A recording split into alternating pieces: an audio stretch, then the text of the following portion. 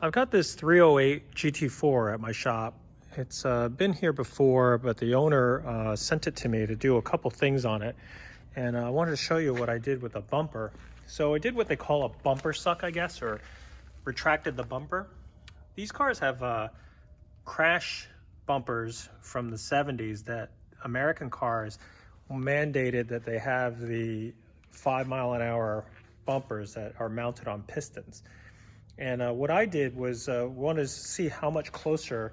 The owner kind of was annoyed with these bumpers. They stick out a fair bit. And so what we did was we took the shocks that are mounted behind these bumpers and pulled it in, and you can see that it's pulled in quite a bit.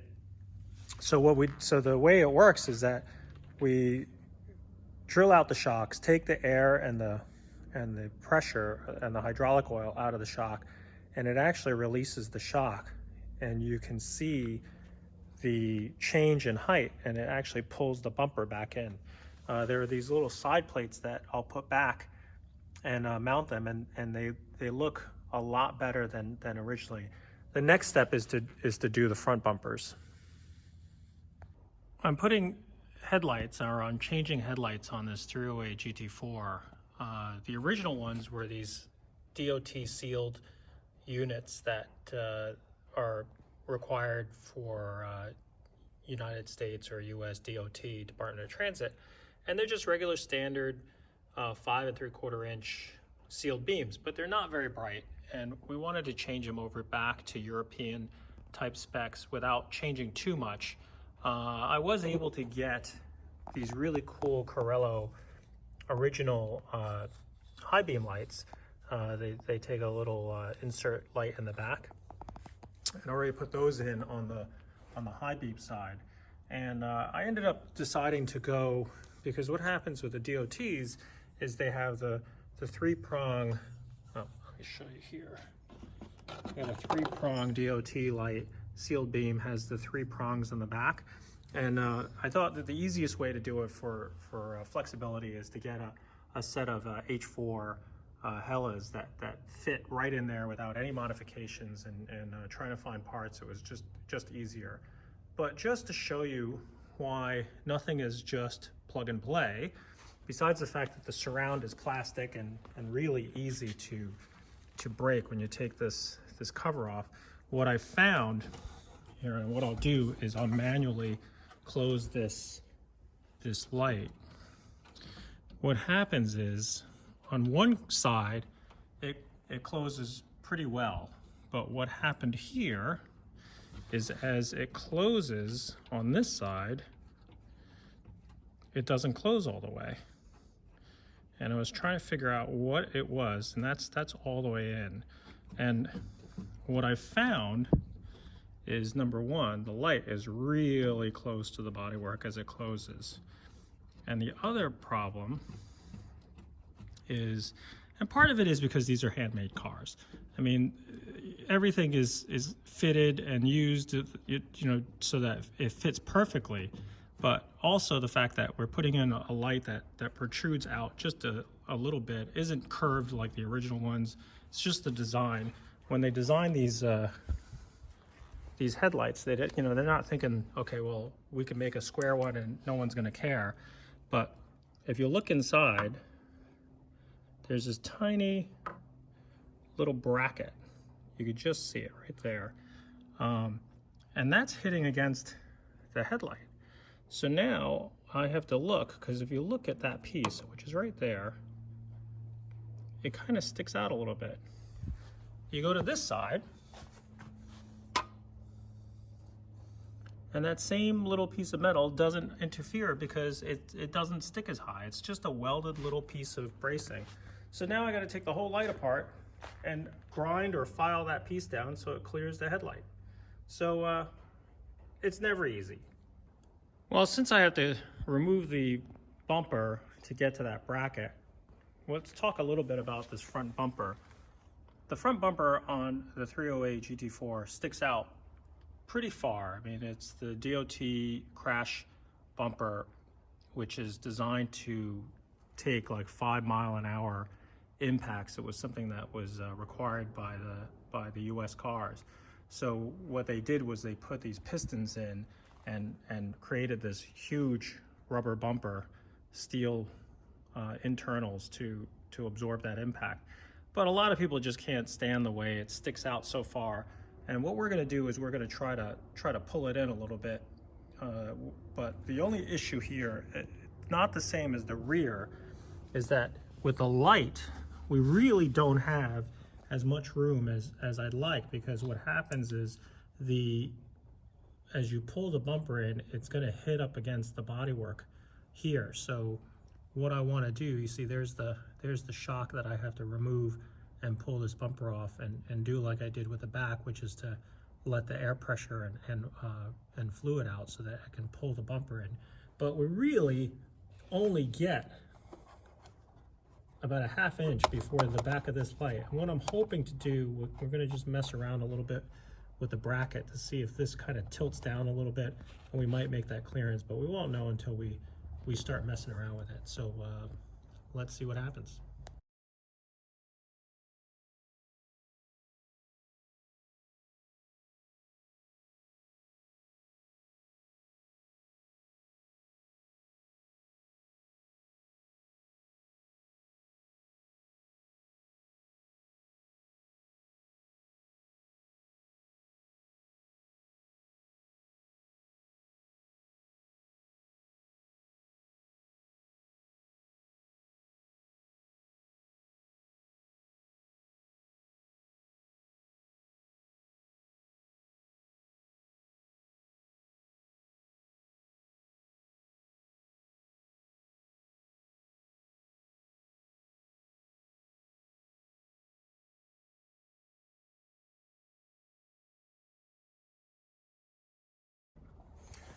Okay, so with the bumper out, we could see, and I cut the little bit of metal tab that was touching the light, and now it's fine.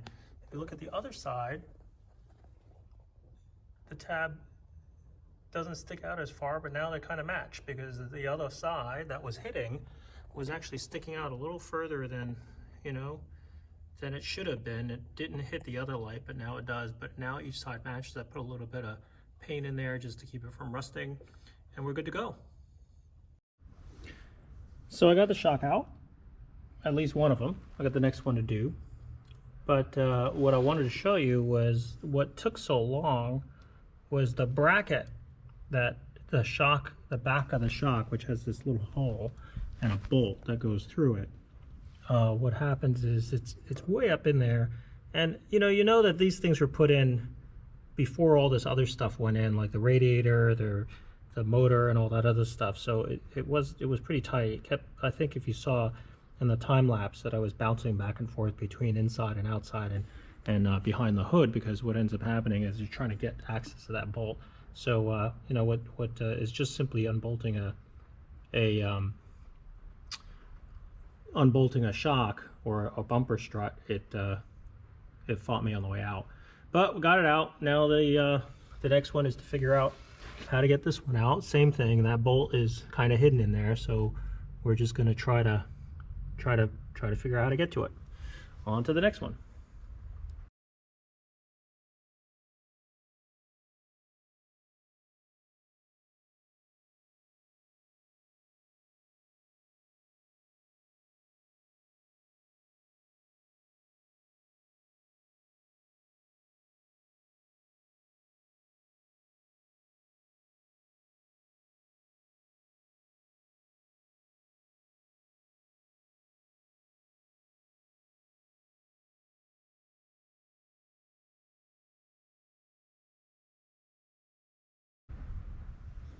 All right, so I drilled the hole, the air side. I learned to drill the hole on the air side first, which is this side of the piston, and then you drill a hole in the fluid side, and it's already starting to come out. So basically what you do is just kind of push it all down. Whoop, that's not good. We got it all over the camera now. But it comes out, compresses pretty well. And so much for trying to contain some of the fluid. Now I got to clean this mess up. All right, now that I cleaned everything up, hopefully you can see now, the change in length is actually pretty significant. So we're going to do the other one now. I'm not going to film this one, so don't get oil all over the camera this time. See you in a little bit. Okay, so I got the front bumper sucked in. It looks a lot better. I mean, it's certainly pulled in a lot more than it was. The only complaints that I have, a couple little complaints, is that obviously the fat part of the bumper has sucked in, so there's a little bit of a gap. Kind of reminds me of the bumper on a Bricklin. I'm not a fan of that look, but again, who knows? I mean, I don't think we can tighten this up anymore. You know, if I had the skills, I would 3D print this end cap. The other possibility is that we could take the end cap off, do the body work, get rid of there's 2 bolt holes in there, and you know, I'd be curious to take the end caps off and see what kind of connection that looks like. But the other issue that we have here on the thing is that I've got the lights mounted, the turn signal lights, but this car, again, part of it is because it's Ferrari and it's a handmade car. On one side, the lights fit. You know, there's a back cover on the light that just tucks in there. And what I was concerned about as we pulled the bumper in, that would hit the bodywork over here, which on this side, on the left side of the car, it was fine. But on the right side of the car, it doesn't fit, because what happened is the bodywork is a little bit higher. So what ends up happening is when I put this piece on the back of the light, it doesn't fit, and there just really isn't any room. And so what I've been able to do is just, you know, loosely screw. You can see the screws are a little loose, but what I've done is I put the light in to show the customer, hey, listen, you know, we can get it to work, but unfortunately the back cover is off. The wiring is just kind of hanging out in the back without a protective cover.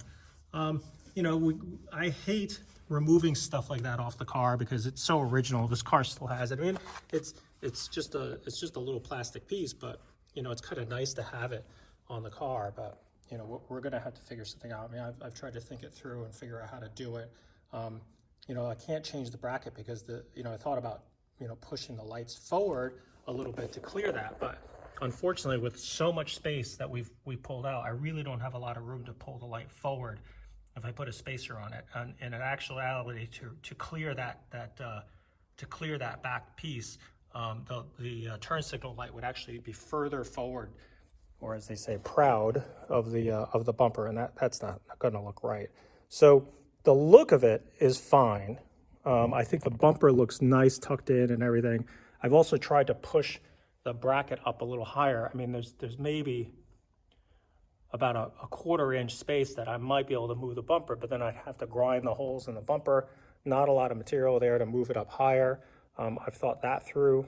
You know, just looking at options. Right now, cosmetically, it looks fine. We just have to decide what we're going to do about the back of the light. But that's the look of the car right now. You know, with all the fingerprints, it's obviously just been done. Clean all that stuff up, but that's the look so far.